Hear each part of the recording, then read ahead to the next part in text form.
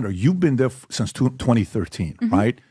When you were there, were you aware that these kinds of things was happening on Pornhub? On Pornhub, I mean, these are things that we're not really, unfortunately, able to talk about in too much detail because these are about ongoing litigation. So what I'm able to comment on is limited. Because first of all, I'm Muslim. I have a lot of kids that follow me, you know, and... Did you know that teaching a new Muslim like me the entire Salah for the next 50 years just costs £10? every time they wake up for Fajr, Dhuhr, Asr, Maghrib and Isha, you get the reward. You could sponsor Salah mats for just £100 and help 10 new Muslims learn how to pray Salah. Click the button or the link and donate now. Assalamu alaikum wa rahmatullahi wa barakatuh, brothers and sisters and dear friends. SubhanAllah, I came across this video of brother Khaabi, I think that's what his name is, forgive me if I pronounce it wrong. And SubhanAllah, I found it so profound. And I was like, this is a Muslim influencer who, I mean, he doesn't really talk about him practicing, not that we're saying he doesn't practice, but we're saying it's just your Muslim, layman, practicing individual, yes? And I found what he said so profound. And I was like, SubhanAllah, we're going to look at that and compare what he said in his interview about promoting alcohol or other haram stuff and how he refused. And then compare that to a Zionist Jew who is a rabbi, who was a criminal defense lawyer, who we're going to find out now who will defend some really dodgy and shady people, who decides to buy Pornhub. Okay, so we're going to see this stark difference, inshallah. Let's start off with this reaction video of Khaabi, inshallah, and then we will come to the following. Alcohol. How do you work with brands, and what advice do you have for brands that want to work with you? First of all, I always, when they contact me, I make sure that I'm promoting something that is not gonna promote. I can promote alcohol. You know, I can promote, and I get a lot of offers from alcohol, but I always say no, because first of all, I'm Muslim, you know, and I don't want to promote alcohol. I have a lot of kids that follow me, you know, and I don't want the other people, the kids starting to drink, and I always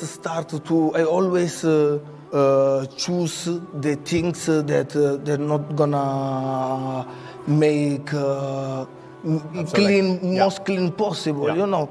Okay, fantastic. You guys just saw that for yourself, yeah? And you can see clearly he is saying no to alcohol, let alone something worse, which is zina or prostitution or whatever you want to call it, yeah? Okay, people being exploited, being abused, yes? By the way, Pornhub, we're going to call that for now, Pornhub was known for that, of the exploitation. And not only that, the people being sexually trafficked. It is all boiling back to that, inshallah, yeah? So here is a video, let's watch, of these co-workers being interviewed by Mr.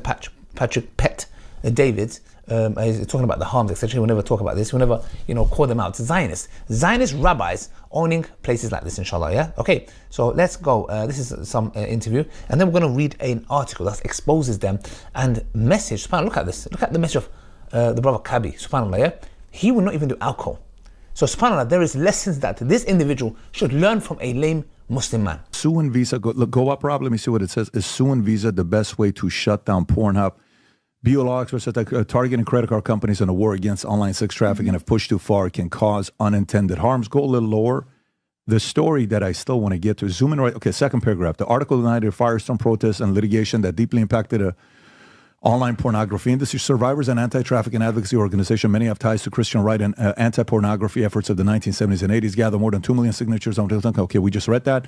And survivors of the anti-trafficking legal claims of Pornhub's parent company, MindGeek, seeking millions of dollars in damages, notably Serena Fleites, who was 13 years old when her ex-boyfriend uploaded a sexually explicit video on Pornhub, brought a novel trafficking lawsuit against Visa. She alleged that the credit card company who's provided MindGeek its payment networks knowingly monetize these images for profit. So, Alexander, you've been there since 2013, right?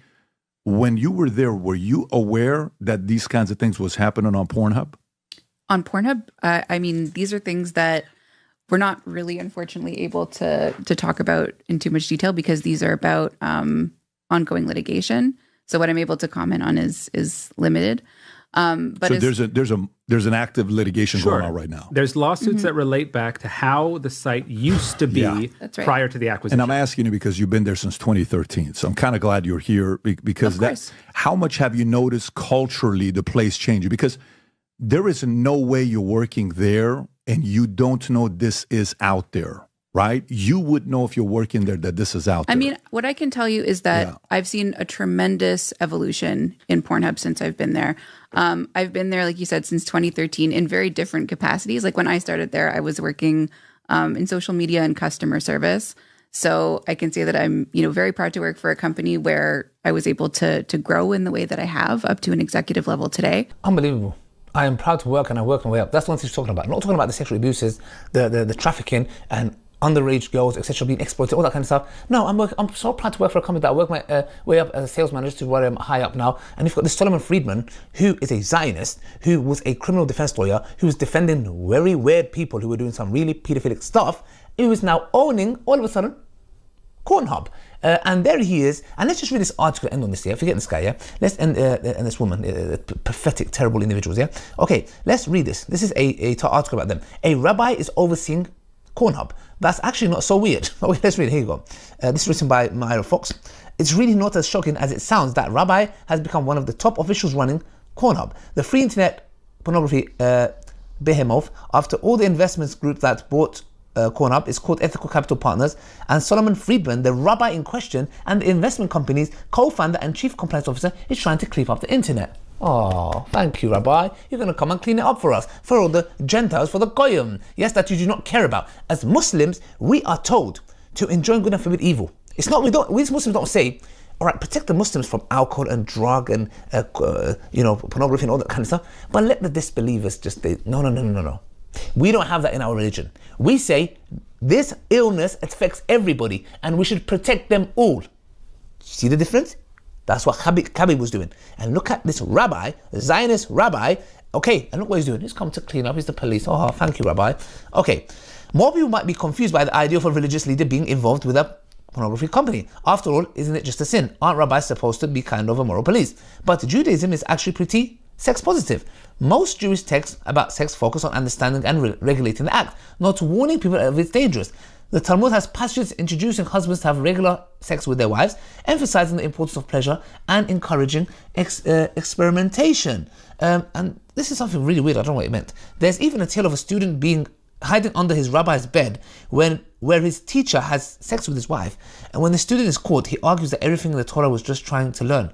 I have no idea what he's talking about. But let's get this right. Of course, Judaism talks positively about sex. Nobody said nothing about that. Yes? We're not talking about that. We're talking about Zionists who are taking this out of context or whatever it's for that matter.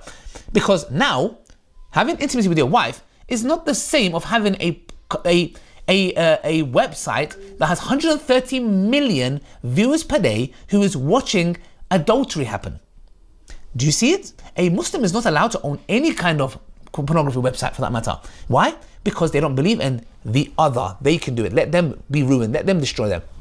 And that's one of the reasons why there's conspiracy and all this kind of stuff from the far right saying that these Zionists who are coming and trying to destroy the nuclear family of the white man because they're trying to control the earth, all that kind of stuff. Let's carry on, inshallah, yeah? Okay, and it says, mind you, Friedman was never a practicing rabbi. He grew up in an Orthodox family in Canada and was ordained in Jerusalem, but then he became a criminal defense lawyer, making a name for himself by defending extremely sketchy characters accused of such offenses as sexual abuse, possession of child pornography, and drunk driving. So really, Friedman's rabbinical plaudits are just fuel for a clicky headline, like the one published by The Time. His actual career is pretty obvious, fit for the... Yeah, okay. Trying to defend him, okay, yeah?